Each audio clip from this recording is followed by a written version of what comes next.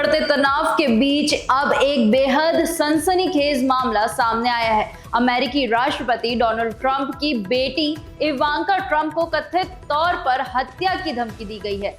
FBI ने इस मामले में एक ईरानी नागरिक को गिरफ्तार किया है, जिस पर इवांका ट्रंप और उसके पति जैरेड कुश्नर को निशाना बनाने की साजिश रचने का आरोप है। बताया जा रहा है कि आरोपी के पास फ्लोरिडा स्थित उनके घर का नक्शा भी मिला है।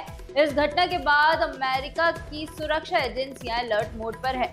तो आखिर क्या है पूरा मामला और क्यों बढ़ रही है चिंता?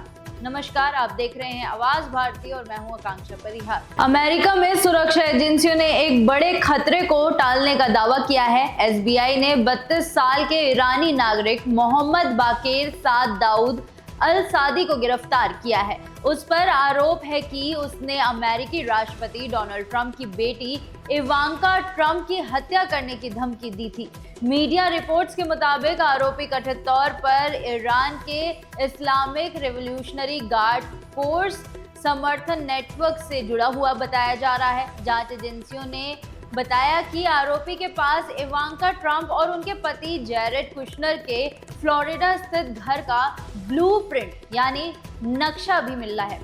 इतना ही नहीं, आरोपी ने सोशल मीडिया प्लेटफॉर्म एक्स पर उस इलाके का नक्शा भी पोस्ट किया था जहां दोनों का घर मौजूद है। गिरफ्तार आरोपी ने कथित तौर पर सोशल मीडिया पर धमकी देते हुए लिखा था, अमेरिका वाले ये समझ ले कि सिर्फ बड़ी सुरक्षा और सीक्रेट सर्विस उन्हें सुरक्षित नहीं रख सकती, सही समय पर बदला लिया जाएगा। इस घटना के बाद अमेरिका में सुरक्षा व्यवस्था और सख्त कर दी गई है। वहीं अमेरिका में रह रहे ईरानी नागरिकों के बीच भी चिंता बढ़ गई है। दरअसल ट्रंप प्रशासन ग्रीन कार्ड नियमों के बदलाव की तैयारी कर रहा है, जिससे हजारों ईरानी प्रभावित हो सकते हैं।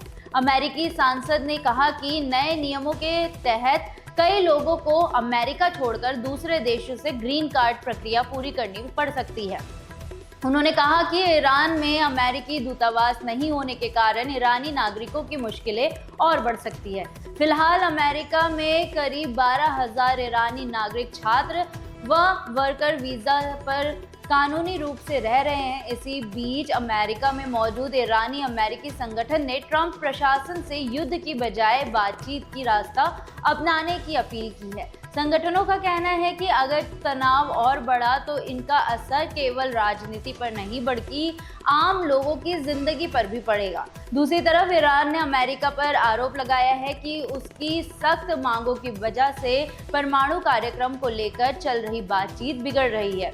ईरान का कहना है कि संयुक्त राष्ट्र स्तर पर हो रही बैठकों में अमेरिका लगातार दबाव बनाने की कोशिश कर रहा है, जिसकी वजह से कोई ठोस नतीजा नहीं निकल पा रहा। यानी दोनों देशों के बीच तनाव कम होने के बजाय लगातार बढ़ता नजर आ रहा है। फिलहाल इवांका ट्रंप को मिली कथित धमकी ने अमेरिका और ईरान के बीच पहले से चल रहे तनाव को और बढ़ा दिया है। अब सबकी नजर इस बात पर टिकी है कि आने वाले दिनों में हालात बातचीत से संभलते हैं या टकराव और गहरा होता है। फिलहाल इस खबर में इतना ही। धन्यवाद।